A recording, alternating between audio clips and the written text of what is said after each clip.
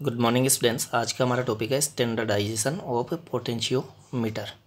देखिए, इस टॉपिक में हम पोटेंशियोमीटर का जो वायर है उस वायर की पर यूनिट लेंथ पर जो पोटेंशियल ड्रॉप होता है, इट मीन्स जो पोटेंशियल ग्रेडियंट है स्मॉल एक्स, उसका वैल्यू कैलकुलेट करेंगे, उसका वैल्यू प्राप्त करेंगे प्रैक्टिकल करके पोटेंशियोमीटर पर। देखिए, पिछले वीडियो लेक्चर में हमने देखा था कि किसी अननोन ईएमएफ वाले सेल के ईएमएफ का वैल्यू जब हमें डिटरमाइन करना हो तो हमें सेकेंडरी सर्किट में उस सेल को कनेक्ट करना होता है जिस सेल का ईएमएफ एप्सिलॉन हमें ज्ञात करना है, प्राप्त करना, ऑब्टेन करना है। क्लियर है। फिर इस सेल के लिए हम जॉकी की हेल्प से पोटेंशियोमीटर वायर पर नल पॉइंट ढूंढते हैं। एक ऐसा पॉइंट ढूंढते हैं जिस पर जॉकी को टच करने पर गैल्वेनोमीटर जीरो डिफ्लेक्शन शो करे, गैल्वेनोमीटर में कोई करंट फ्लो नहीं हो। क्लियर है। फिर पोटेंशियोमीटर वायर के हाई पोटेंशियल एंड से लेकर इस नल पॉइंट जे तक की लेंथ को हम मीटर स्केल पर मेजर कर लेते थे और इस लेंथ को हम बोलते थे बैलेंसिंग लेंथ। फिर इस बैलेंसिंग लेंथ को हम पोटेंशियल ग्रेडियंट स्मॉल एक्स से मल्टीप्लाई कर देते थे और स्मॉल एक्स से मल्टीप्लाई करने दें पर हमें यहाँ से यहाँ तक की जो लेंथ है वायर की, एल लेंथ है, उस पर पोटेंशियल ड्रॉप मिल जाता था और ये जो पोटेंशियल ड्रॉप है वही इस सेल के ईएमएफ के इक्वल होता था। देखिए, पिछले वीडियो लेक्चर में हमने सेल के ईएमएफ के लिए फॉर्मूला बताया भी था, epsilon is equal to x into l. It means अगर हम बैलेंसिंग लेंथ को पोटेंशियल ग्रेडियंट से मल्टीप्लाई कर दें तो अननोन ईएमएफ का वैल्यू हमें पता चल जाएगा। अब बैलेंसिंग लेंथ तो हम एक्सपेरिमेंट से पता कर लेंगे, नल पॉइंट ढूंढकर, वो पॉइंट ढूंढकर जिस पर गैल्वेनोमीटर जीरो डिफ्लेक्शन शो करे, वो पॉइंट ढूंढकर हम बैलेंस लेंथ तो प्रैक्टिकल से पता कर लेंगे मीटर स्केल पर इस लेंथ को मेजर करके। लेकिन एक्स का वैल्यू हमें कहाँ से मिलेगा? तो आज का जो हमारा टॉपिक है वो इस एक्स के वैल्यू को प्राप्त करने के लिए ही है कि किस तरीके से हम पोटेंशियोमीटर पर एक्सपेरिमेंट करके एक्स का वैल्यू प्राप्त करेंगे और फिर वो जो एक्स का वैल्यू मिलेगा वो यहाँ पुट कर देंगे, तब जाकर हमें अननोन ईएमएफ वाले सेल का ईएमएफ प्राप्त होगा। क्लियर है बात। एक्स तो प्रैक्टिकल से मिल जाएगा, लेकिन एल तो प्रैक्टिकल से मिल जाएगा बैलेंसिंग लेंथ तो, लेकिन एक्स कैसे मिलेगी? तो एक्स को हम प्राप्त करना देखते हैं। तो देखिए, आज का जो टॉपिक है वो एक्स प्राप्त करने के लिए ही है कि एक्स का वैल्यू, पोटेंशियल ग्रेडियंट का वैल्यू आप किस तरीके से प्राप्त करेंगे पोटेंशियोमीटर पर एक्सपेरिमेंट करके, प्रैक्टिकल करके। तो देखिए, इसके लिए हमें क्या करना होगा, सर्किट वही है जो कि पिछले वीडियो लेक्चर में था। देखिए, सर्किट एज इट इज है, आप मैच कर सकते हैं। सर्किट में थोड़ा सा चेंज है, दिख रहा होगा आपको सर्किट। देखिए, primary circuit as it is है, primary circuit as it is है। क्लियर है। सेकेंडरी सर्किट में यहाँ पर हमने पिछले वीडियो लेक्चर में हमने अननोन ईएमएफ एप्सिलॉन कनेक्ट किया था, जबकि यहाँ पर हम स्टैंडर्ड सेल कनेक्ट कर रहे हैं। एप्सिलॉन एस ईएमएफ का एक स्टैंडर्ड सेल कनेक्ट किया जा रहा है, यहाँ एस स्टैंडर्ड के लिए है, स्टैंडर्ड सेल कनेक्ट कर रहे हैं जिसका ईएमएफ एप्सिलॉन है। और पिछले डायग्राम में, पिछले वीडियो लेक्चर के डायग्राम में, सर्किट डायग्राम में हमने यहाँ इंटरनल रेजिस्टेंस भी दिखाया था, जिसको मैंने पिछले वीडियो लेक्चर में भी कहा था कि यहाँ ये बनाना ज़रूरी नहीं होता है, क्योंकि इसमें कोई करंट फ्लो हो तो नहीं हो रही है, और करंट फ्लो ही नहीं हो रही है तो इस पर कोई पोटेंशियल ड्रॉप भी नहीं होता है। तो मैंने यहाँ बताया भी था। देखिए, ये VPN जो है, इन दोनों पॉइंट्स के बीच में जो पोटेंशियल डिफरेंस है वो इसके ईएमएफ के इक्वल ही होता है। तो इन दोनों पॉइंट्स के बीच में पोटेंशियल डिफरेंस यहाँ भी इसके ईएमएफ के इक्वल ही होगा। तो यहाँ आप R दिखाएंगे तो भी वो तो एप्सिलॉन एस के इक्वल ही होगा, इन दोनों पॉइंट्स के बीच में पोटेंशियल डिफरेंस, और नहीं दिखाएंगे तो भी एप्सिलॉन एस के इक्वल ही होगा।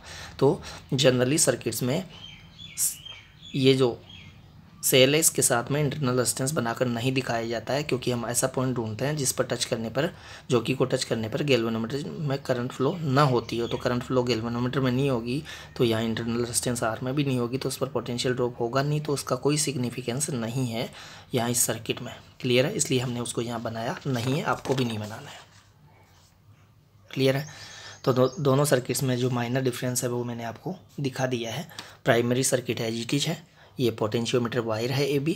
पोटेंशियोमीटर वायर का एक एंड बैटरी के पॉजिटिव से, बैटरी का दूसरा जो एंड है वो की से, की का जो दूसरा टर्मिनल है वो रियोस्टेट से, रियोस्टेट का दूसरा टर्मिनल पोटेंशियोमीटर वायर के दूसरे एंड से कनेक्ट कर दिया है। तो ये प्राइमरी सर्किट हो गया, इसमें करंट फ्लो होगी इस तरीके से।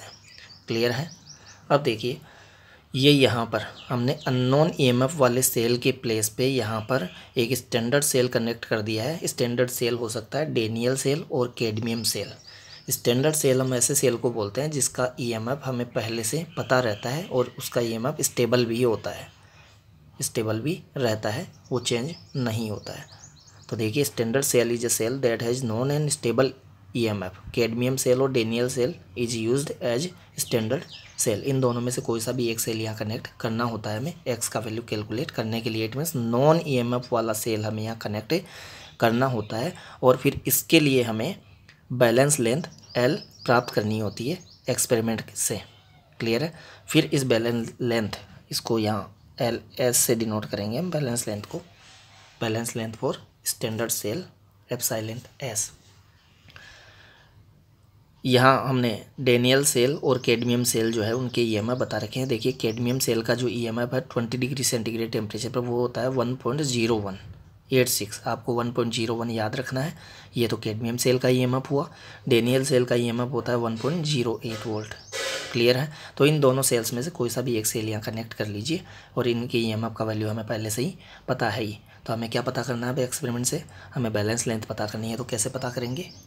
पिछले वीडियो लेक्चर में जो प्रोसेस फॉलो किया था वही प्रोसेस फॉलो करना है। सबसे पहले क्या करिए, इस की के अंदर प्लग इंसर्ट कर दीजिए जिससे इसमें करंट फ्लो होने लगेगी और इस पर कुछ पोटेंशियल ड्रॉप होगा। क्लियर बात।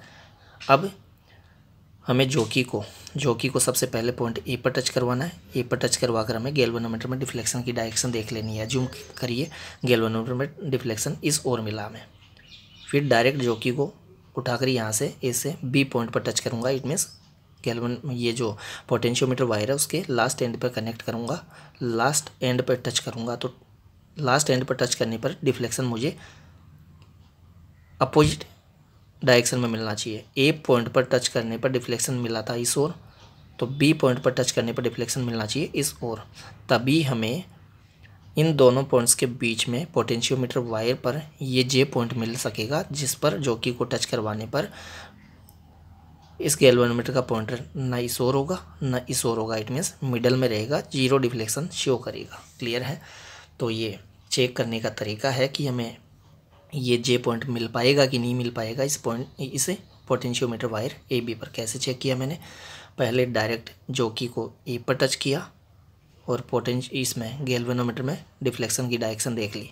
फिर डायरेक्ट जॉकी को उठाकर बी पर टच किया। स्लाइड करते हुए नहीं लाना है, डायरेक्ट ए से उठाकर जॉकी को बी पर टच करिए। बी पर टच करने पर डिफ्लेक्शन, ए पर टच करने पर जो डिफ्लेक्शन मिला था उसकी अपोजिट डायरेक्शन में मिलना ही चाहिए।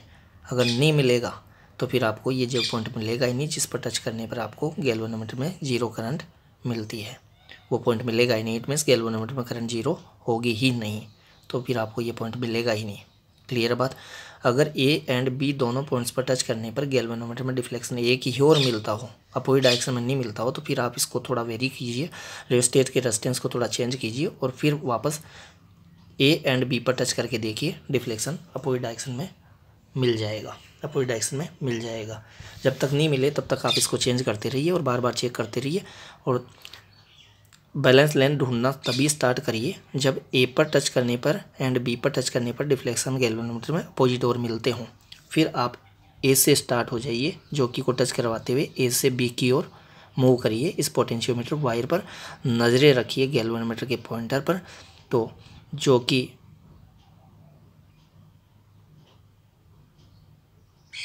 इस गैल्वेनोमीटर में जब जीरो करंट आ जाए, गैल्वेनोमीटर का पॉइंटर जब मिडल में आ जाए, वहाँ जाकर जॉकी को रोक दीजिए पोटेंशियोमीटर वायर पर।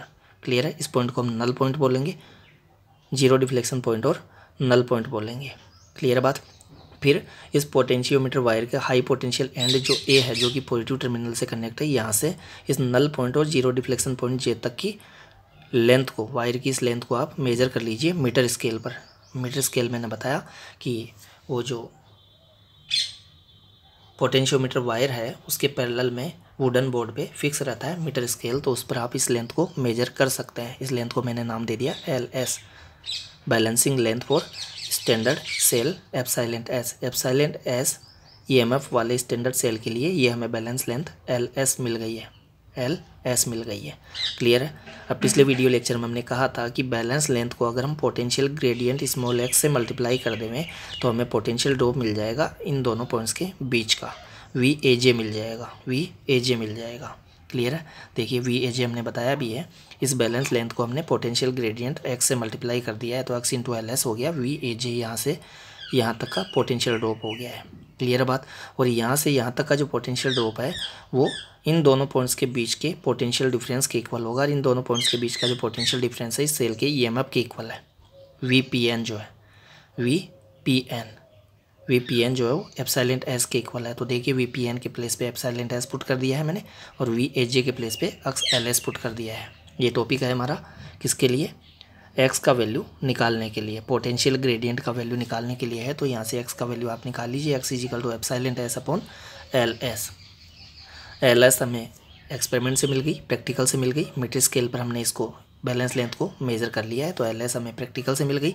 एप्सिलॉन S ऑलरेडी हमें पहले से पता है, अगर हमने कैडमियम सेल यहाँ कनेक्ट किया है तो एप्सिलॉन S का वैल्यू है 1.0186, और अगर हमने डेनियल सेल यहाँ कनेक्ट कर रखा है तो उसका वैल्यू है 1.08।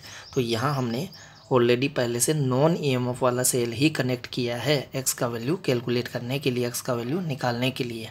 क्लियर है। तो ये हमें पहले से पता है और ये एक्सपेरिमेंट से पता कर ली जाएगी बैलेंस लेंथ। तो फिर ये जो पहले से पता है उसमें एक्सपेरिमेंट से जो हमें मिल जाएगा उसका डिवाइड कर देंगे तो हमें x का वैल्यू मिल जाएगा। तो इस तरीके से पोटेंशियोमीटर के सेकेंडरी सर्किट में नॉन EMF वाला कोई स्टैंडर्ड सेल यूज में लेते हुए, कनेक्ट करते हुए उसके लिए बैलेंस लेंथ प्राप्त कर ली जाएगी, और बैलेंस लेंथ प्राप्त करके इस फॉर्मूले में एप्सिलॉन S एंड LS के वैल्यू पुट करके पोटेंशियल ग्रेडियंट का वैल्यू प्राप्त कर लिया जाएगा।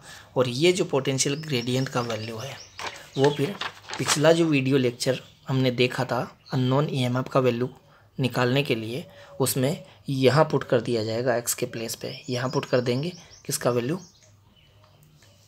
ये वाला वैल्यू। देखिए ये वाला वैल्यू x का, ये वाला जो वैल्यू है वो यहाँ पुट कर दिया जाएगा, यहाँ पुट कर दिया जाएगा। तो ये फॉर्मूला क्या बनेगा, epsilon is equal to epsilon S upon LS multiply by L। तो ये हमें मिल जाएगा अननोन EMF का वैल्यू, जो कि पिछले वीडियो लेक्चर में हमने पढ़ा था। क्लियर है बात। पिछले वीडियो लेक्चर में हमने कहा था कि प्रैक्टिकल से L तो निकाल लेंगे, लेकिन X जो है उसका वैल्यू निकालने के लिए हमें अलग से वीडियो लेक्चर पढ़ना होगा, अलग से वीडियो लेक्चर देखना होगा। ऐसा ही बोला था हमने पिछले वीडियो लेक्चर में। तो इस वीडियो लेक्चर में हमने x का वैल्यू ही यहाँ निकाल कर बता दिया है। क्लियर है। तो ये हमारा टॉपिक कंप्लीट होता है। टॉपिक था हमारा स्टैंडर्डाइजेशन ऑफ पोटेंशियोमीटर। देखिए डेफिनेशन पढ़िए इसकी। To find the value of, यहाँ से the process of finding the actual value of potential gradient by using a standard cell in secondary circuit of the potentiometer is called standardisation of potentiometer. Clear है। तो ये हमारा topic complete होता है। पिछले video lecture वाले topic को और इस वाले टॉपिक को मिलाकर हम अननोन EMF कैलकुलेट करते हैं, क्योंकि पिछले वीडियो लेक्चर में जो हमें मिला है वो मिला है epsilon is equal to x into L, लेकिन वहाँ x का वैल्यू कहाँ से लाएंगे आप, x का वैल्यू यहाँ से लाएंगे, इस टॉपिक से लाएंगे। क्लियर है। तो वो टॉपिक कंप्लीट टॉपिक नहीं था, इन दोनों टॉपिक्स को मिला देंगे तब जाकर हमें एप्सिलॉन का वैल्यू मिलेगा। क्लियर है। Thank you.